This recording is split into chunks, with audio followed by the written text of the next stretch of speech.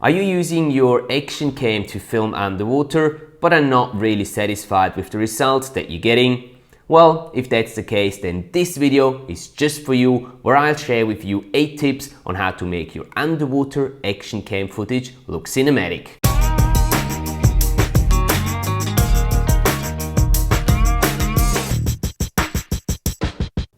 Hi there and welcome back to the channel. My name is Matthias and I'm an underwater cinematographer and filmmaker based in Zurich, Switzerland. If you're new to this channel, filming underwater is what we talk about here, and we give you tips and tricks on how to get the best possible footage with whatever equipment you've got. We also do gear reviews and share some animal behavior videos on this channel here as well. So if any of these are of interest to you, please consider subscribing to the channel so you're not missing out on any future content that will be uploaded here.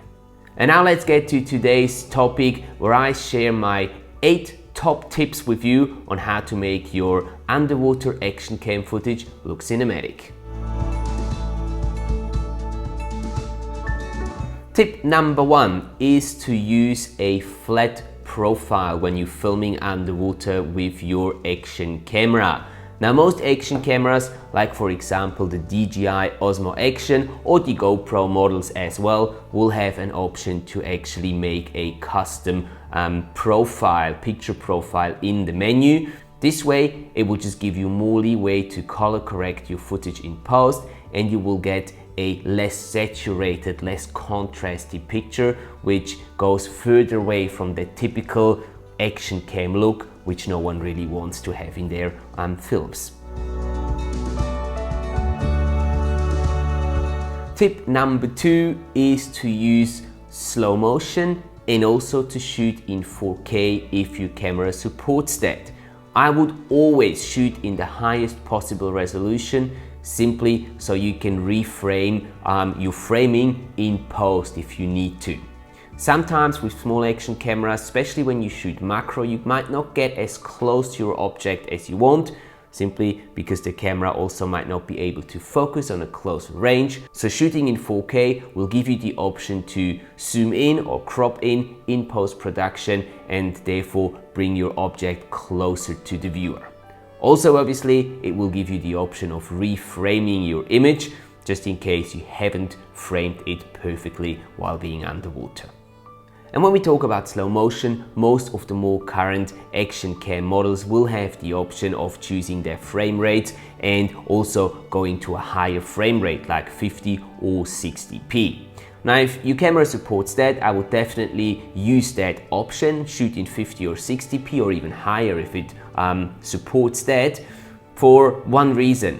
Shooting in higher frame rates lets you slow down your image, your footage, when you bring it into post. So having shot the sequence in 60p, bringing it into a 24p timeline, you can slow it down to 40%, and therefore you can actually help with small shakiness in the image, and you can make the image look more smooth and at the same time more cinematic. Now, tip number 3 is to change the very typical wide field of view on action cameras to a mid or even a narrow field of view. The wide kind of fish-eye look of the wide field of view is very typical to action cameras and will give it away very quickly that you've shot the sequence with an action camera. By setting the field of view to a medium or a narrow sized field of view, it will actually look more like it has been shot with a proper camera. Tip number 4 I've got for you today is to use the stabilization feature in your post-production software to get smoother shots. Now, it's very hard to actually keep a very small action camera steady while you're filming and swimming or diving underwater, and you really have to have exceptional buoyancy skills to be able to actually keep the camera completely still. But there is a way to work around it by using warp stabilization in your post-production. That way you can just smooth out those little shakes that you get with those little action cameras, and that will also make your footage look much better and also more cinematic. Tip number 5 is to use red filters. Now, as you know, the further down we go, the less red color is there, or basically the less color in general, but red is the first color that disappears. And to kind of counteract that disappearance of the red color, what you can do is put a red filter in front of your camera lens. So using red filters is actually always a good idea, anywhere between 5 to 15 meters of depth. Anywhere above that, so shallower than 5 meters, doesn't really make much sense, simply because there's plenty of light still coming into the water. And anywhere below 15 meters, it again doesn't really make much sense, simply because there is not going to be enough ambient light for the image, so you will need to use some additional light in any case. Tip number 6 is a very simple one that can be done in post-production, but it does make a big difference to the appearance of your imagery. And it is to actually use widescreen bars, so-called letterboxes, to actually get a different aspect ratio of your footage. Now, the larger cinema style cameras, they can actually shoot in different aspect ratios. And most of the big cinema movies, they're shot in a widescreen kind of format.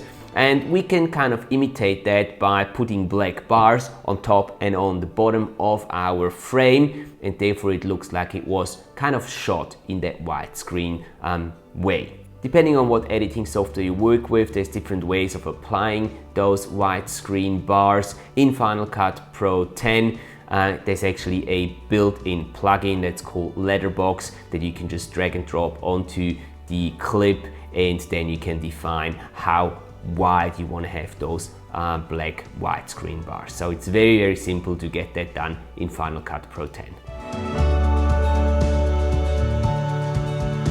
Tip number 7 is again one for the post-production process, and it is to color correct and color grade your footage. Now, if you want to make your footage really stand out, you will not get around actually color correcting and color grading your footage in a way that pleases you. If you haven't got any experience with color correcting, please try to get into that a little bit. If you're working with Final Cut Pro X, I've made a video a while back where I show you the process of me color correcting some underwater shots. Feel free to click the link up here, which will take you to that video. Other than that, try to get into the habit of color correcting all your shots and maybe even applying a little color grade to them. It's just gonna make a huge difference in the look and the appearance of your footage and the final film and product. And last but not least, tip number 8 is to use music and sound effects to enhance the experience that you're trying to bring over to the viewer. Now, you can do a lot with music and sound effects in terms of creating an atmosphere that you're trying to immerse your viewer into.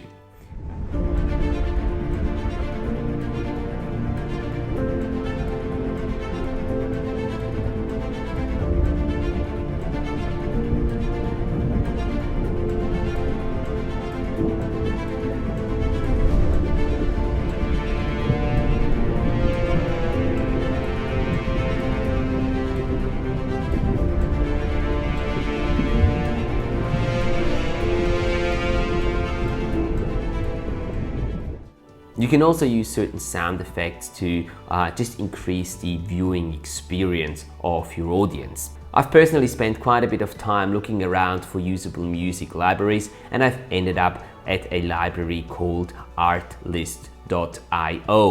Now, the special thing with Artlist.io is that they work with a yearly subscription method, so you pay a flat rate for the entire year, and whatever you need throughout that year, you can download from their website, from their quite extensive selection of very cool music, I find, and use it privately as well as commercially. Now, if you're still on the lookout for a good music library, feel free to check out Artlist.io. I'll put a link down in the description of the video, which is an affiliate link, and if you decide to actually buy Artlist through that link, you will get an extra month free subscription through that link. Alright, and that's it, boys and girls. Those are my 8 favorite tips to help you create cinematic looking underwater shots using your action camera. I hope, as always, that this video was useful to you, that it was maybe even a little entertaining. I hope you've learned something from it. If that was the case, please do not forget to hit that like button. You know, it means a lot to me, and also consider subscribing to the channel so you're not missing out on any future content. And now, there is not much more for me to say than grab your action cameras and let's go and shoot some cinematic underwater stuff. I'll see you next week. Now, you can do a lot with music and side effects. Side effects.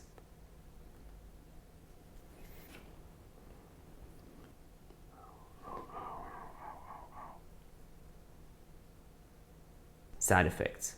No, sound effects.